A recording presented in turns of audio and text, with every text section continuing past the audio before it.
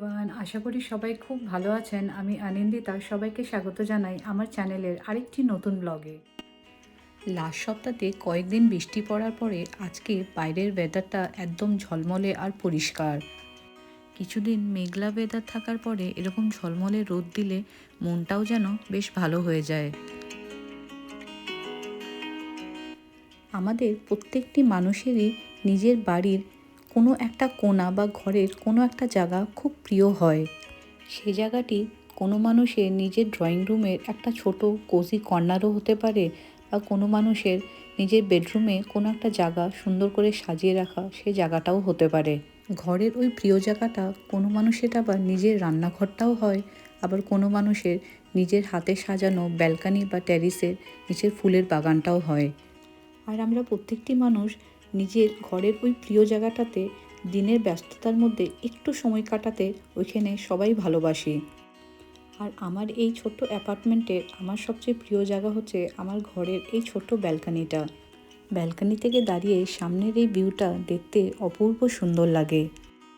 চারিদিকটা পুরো সবুজে মোড়া। এই ব্যালকানিতে বসে সকালে এক কাপ চা বা কফি খাওয়া, তারই সঙ্গে সঙ্গে বিকেলবেলা বাচ্চাদের এই লনে খেলতে দেখা, আর তারই সঙ্গে সঙ্গে এই ব্যালকানিতে বৃষ্টি রোদ সবই খুব সুন্দর করে উপভোগ করা যায়। চলুন আপনাদের একটু অ্যাপার্টমেন্টের নিচেটা থেকে ঘুরিয়ে নিয়ে আসি।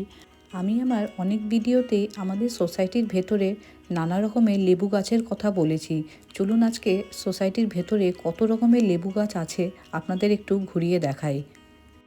সামনের এই গাছটাতে দেখেছেন, এই ছোট্ট গাছটাতে কি পরিমাণে লেবু ধরেছে। ক্যালিফোর্নিয়াতে মোটামুটি যাদের নিজস্ব বাড়ি আছে প্রত্যেকের বাড়িতেই আপনি লেবু গাছ ঠিক দেখতে পাবেন। আপনাদের মনে অনেকেরই হয়তো প্রশ্ন আসতে পারে কি গাছের লেবুগুলোকে পাড়া যায় কিনা বা পাড়ার পারমিশন আছে কিনা। হ্যাঁ, আমাদের সবারই এই লেবু গাছ থেকে লেবু পাড়ার পারমিশন আছে। আর আমাদের এই সোসাইটিতে যার যখন লেবুর প্রয়োজন হয় সবাই নিজের প্রয়োজন বুঝে লেবু পেড়ে নিয়ে যায়। আমাদের এই সোসাইটিতে টোটাল 20 থেকে 25 খানা বিভিন্ন রকমের লেবুর গাছ আছে। চলুন এবার আরেক ধরনের লেবু গাছের দিকে যাওয়া যাক। এইখানের প্রত্যেকটি লেবু গাছকে খুব সুন্দর করে পরিচর্যা করা হয়। টাইম টু টাইম গাছের পাতা বা ডালকে ট্রিম করা হয়, তার জন্য গাছের ফলনও বেশ ভালো হয়। এই গাছের লেবুগুলো এখনও সম্পূর্ণভাবে পাকেনি। মোটামুটি আর 1 মাসের মধ্যেই লেবুগুলো পেকে যাবে। এই লেবুগুলো জুস বানিয়ে খেতে কিন্তু খুব সুস্বাদু হয়। আর এটা হচ্ছে আরেকটি লেবু গাছ। এই লেবুটার স্বাদ আমাদের ঠিক কমলা লেবুর মতন হয় খেতে। এই গাছটাতে কি পরিমাণে লেবু ধরেছে দেখুন, গাছের পাতার থেকে ফলই যেন বেশি দেখা যাচ্ছে।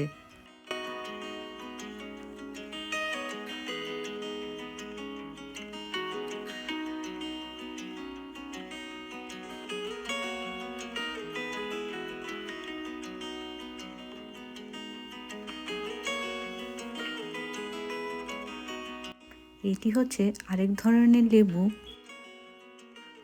এই লেবুটা দিয়ে গরমকালে লেমনেড বা লেবুর শরবত খেতে বেশ ভালো লাগে। তাছাড়াও আমাদের যে সাউথ ইন্ডিয়ান বন্ধুবান্ধব আছে তারা দেখি এই লেবুটা দিয়ে আবার লেমন রাইসও বানায়। আবার অনেক বন্ধুবান্ধব আছে যারা দেখি আবার এই লেবু দিয়ে লেবুর আচারও বানায়। আর এটা হচ্ছে আমাদের সোসাইটিরই সুইমিং পুল। আর এই সোসাইটির মোস্টলি লেবু গাছগুলো এই সুইমিং পুলের ধারেই লাগানো। আর এইটি আরেক ধরনের লেবু গাছ। আর এই লেবুর সাইজটা অনেকটা আমাদের দেশে বাতাবি লেবুর সাইজের মতন। গাছের সাইজগুলো যা হতে এতই ছোট, প্রত্যেকটি ফল পুরো হাতের নাগারেই পাওয়া যায়।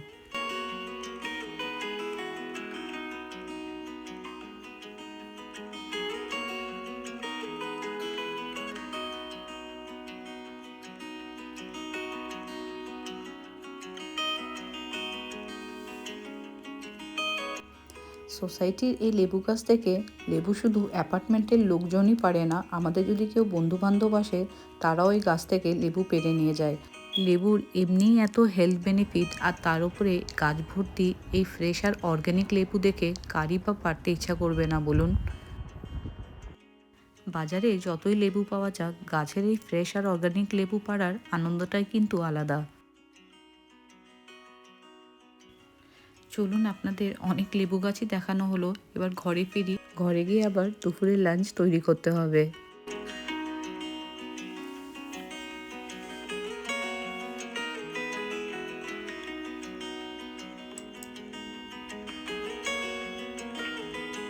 আর আজকের একবার আকাশটা দেখুন, পরিষ্কার নীল আকাশের এই সাদা মেঘগুলোকে দেখে লাগছে যেন রং তুলি দিয়ে এই সাদা মেঘগুলোকে এঁকেছে। আকাশটা দেখতে কি অপূর্ব সুন্দর লাগছে দেখুন। ঘরে সেই লাঞ্চটা বসিয়ে দিয়েছি।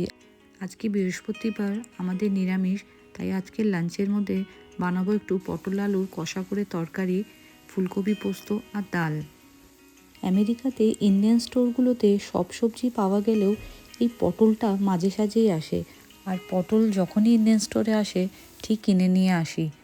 আর পটল হচ্ছে সবজির মধ্যে আমার খুবই একটা প্রিয় সবজি, যাকে আমি কোনোভাবেই খেতে খুব ভালোবাসি। সে পটল ভাজা হোক, পটলের দোরমা হোক, বা পটলের অন্য কোনো রান্না হোক। তবে আমি আমেরিকাতে কোনোদিনও আমাদের দেশের মতন বড় সাইজের পটল এখানে পাইনি।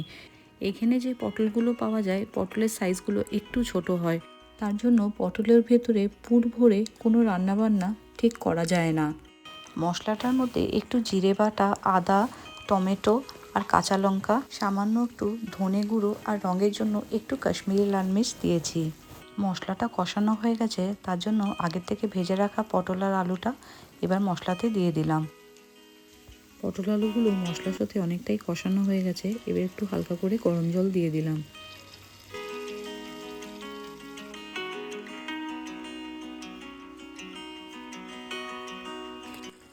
নামানোর আগে একটু ঘি দিয়ে দিলাম।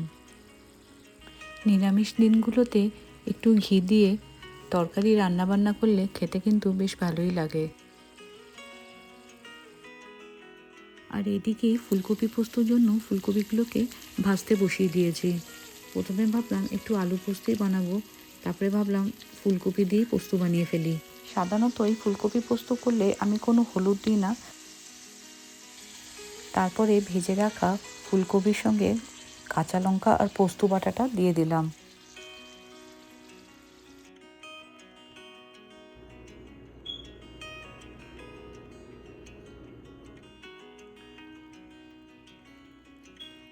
আজকে দুপুরে সিম্পল ভেজ লাঞ্চ আমার একদম তৈরি। লাঞ্চে আছে ডাল, পটল আলু দিয়ে কষা করে তরকারি আর ফুলকপি পোস্ত, আর সঙ্গে আছে একটু পাঁপড় আর স্যালাড। চলুন তাহলে আমিও লাঞ্চটা করে ফেলি। লাঞ্চ করেই আবার রুহিকে স্কুল থেকে আনতে যেতে হবে। আজকের ব্লগটা তাহলে এখানেই শেষ করি। আর যদি আজকের এই ছোট সিম্পল ব্লগটি ভালো লেগে থাকে, তাহলে অবশ্যই একটা লাইক করে দেবেন আর চ্যানেলটাকে সাবস্ক্রাইব করে একটু সাপোর্ট করবেন। খুব তাড়াতাড়ি দেখা হচ্ছে নেক্সট আরেকটি ব্লগে। সবাই ভালো থাকবেন, সুস্থ থাকবেন।